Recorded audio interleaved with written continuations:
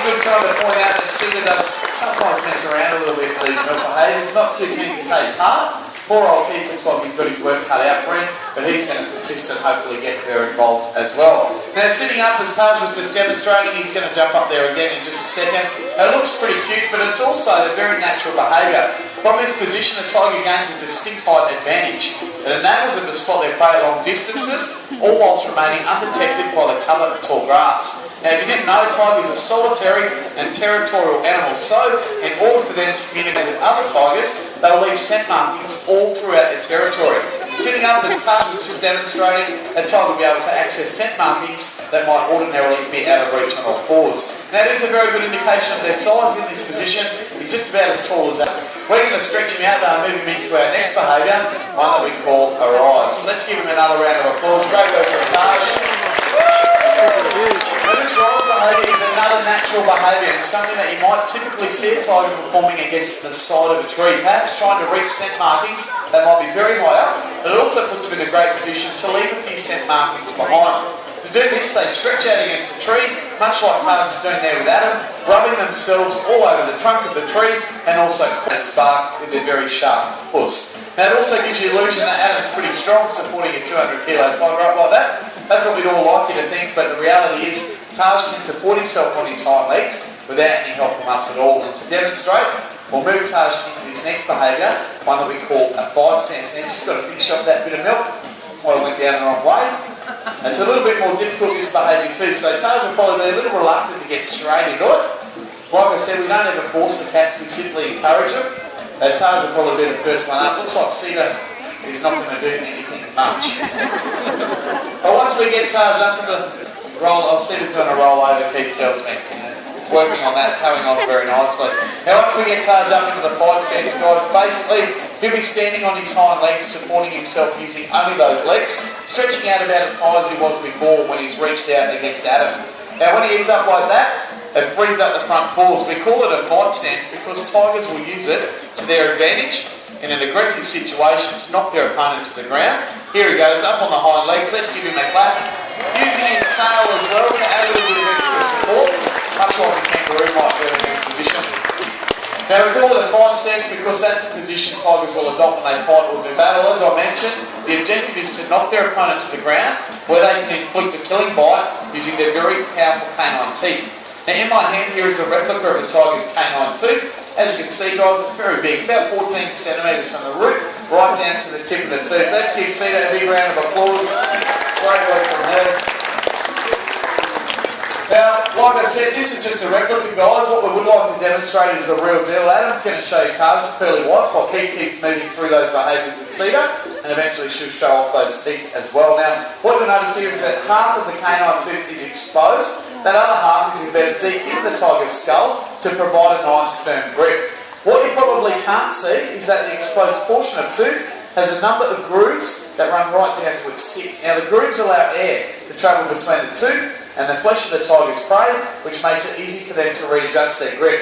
Without grooves in their teeth, the tiger might become stuck in whatever it bites because of the vacuum effect they would create with those very powerful jaws. Now, further back behind the canine tooth, you'll notice there's a very big gap. It's about an inch long. The gap is there so the tiger can bite right down into the gum line. This simply ensures that whatever they have hold of isn't going to get away in too much of a hurry.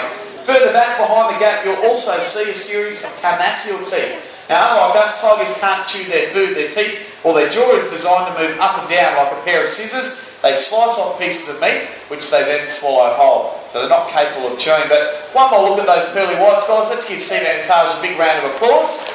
Sita eventually getting involved, so not a bad start to the show.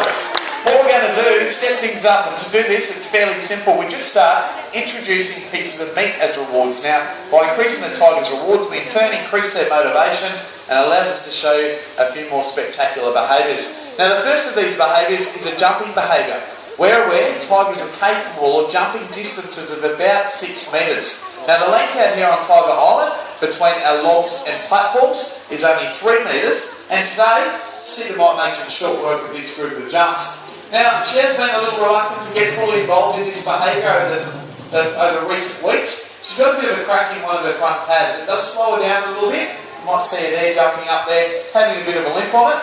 It's not terribly painful, it's just a little uncomfortable, and as you can see, she decides whether or not she wants to take part. Keith might give her another go at it. We'd like her to be successful, ideally.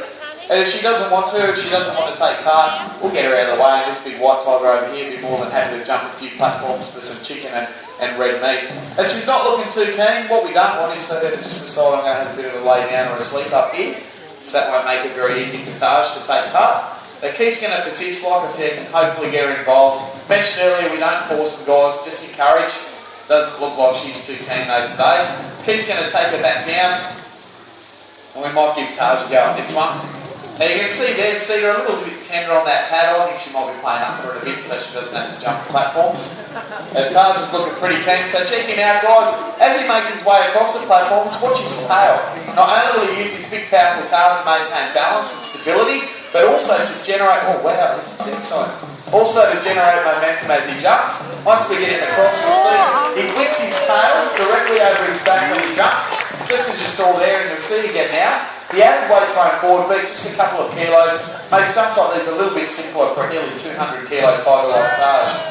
Now I think Adam's going to take him back one more time. Taj is going to get a big piece of chicken for all of his troubles. Once he makes it across, onto the ground, gets his chook. Let's give him a big round of applause. Good old Hartley rolling our show together this afternoon. What we're going to do now, though, is slow things down and show you a learned behaviours. So far, you've seen natural behaviours. Tigers like these would use for their survival in the wild. This next one, something that we trained our tigers to make our lives a little easier now. In Keith and Adam's hands, bright orange coloured pieces of wood, and we call them mark boards. Now, when placed onto the ground, watch what the tigers do.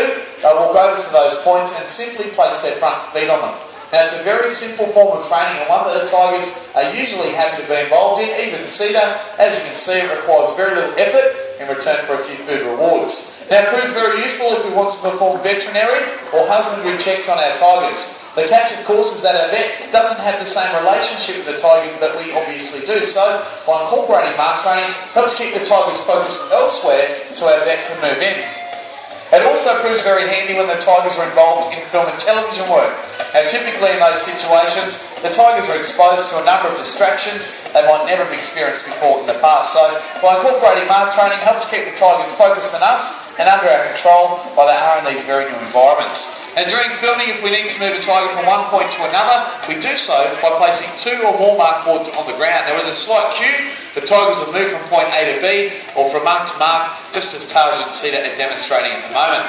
Now, the main reason we have our tigers involved in film and television work is so that we can generate money for the Dreamworld Wildlife Foundation. If you didn't know, just over 100 years ago, there was an estimated 100,000 tigers living throughout the wild. You might be surprised to find that in 100 years, we've managed to wipe out a staggering 96% of the tiger's wild population. Today, less than 4,000 tigers remain.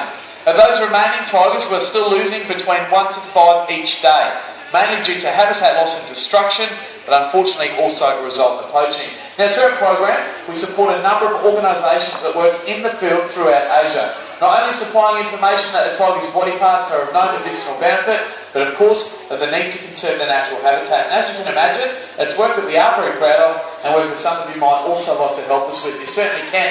Now, if you spin around and have a look at the wall leading up to the Bengal Tea House, beside the stairs there is a very large sign that says extinction is forever. Now, beside that sign is our donation box, and through it, we invite you to make a contribution to our program. Doesn't matter how large or small those donations are, even if you've got 5 cents floating around, we can guarantee that every single cent that goes in will go directly to tiger conservation.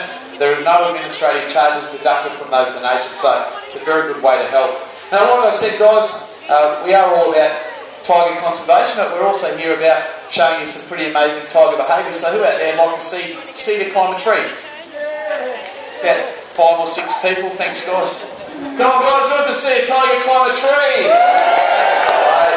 Alrighty, folks, most of the information that we've found in regards to tigers and climbing trees tells us that they aren't really renowned for this behaviour. It's believed that tigers like Cedar are just too big to support their weight using only their claws. Well, today we're going to show that tigers can climb and also demonstrate a few of them happen to be very good at it as well. Now, see you here, one of our better tree climbers, apart from lacking a bit of motivation from time to time, she's got an excellent technique where she can get right up the top of the pole in only about 3 strides. Looking pretty keen today. Here she goes. 1, 2, 3. Running uphill from Cedar. Let's give her a big round of applause. Keep your cameras on her. is going to shimmy all the way back down. Now, most of our tigers, or brothers, Salt and Rum, like to just jump off if we take them to the top of the pole. Cedar actually shimmies down to a nice safe height, so let's give her another round of applause. Great tree climb down for the Cedar, and always remind us, if you ever get chased by a tiger, don't climb a tree. Now guys, you've been a fantastic crowd this afternoon, and we've got one more behaviour for you before we go. Now earlier, saw a pretty good jump or two across the platforms from Taj, and what we're going to do is step things up by having Taj and Cedar jump off our logs here together. Now for this to be a success, we require everyone's participation one last time to coordinate the jump. Now I'm going to count to 3. When I count to 3, I want everyone out there to yell the word jump as loud as you possibly can. We are going to have rehearsal, guys. Voices ready. 1, 2, 3. Excellent. Should see a good jump with that amount of noise. Taj is the one to watch. Cedar not a bad jumper, but Taj might get her here. Let's see how they go. And we place them on the ground a nice distance back from the logs. This will help build some momentum for the jump. And both looking pretty keen, creeping forward. Get those voices ready, guys. Waiting for the handlers. 1, 2, 3. Jump! Great jump. Perfect time. Let's give them a little round of applause. Keep the cameras on, and we'll throw around some extra meat just to let the tigers know that they've done a really good job. But I'd also like to thank you for all the help that you've given us as well. Unfortunately, that is it for our last tiger presentation. Please guys, when you go, don't forget about our donation box, but ensure you have a great day here at Dreamworld, and bye for now.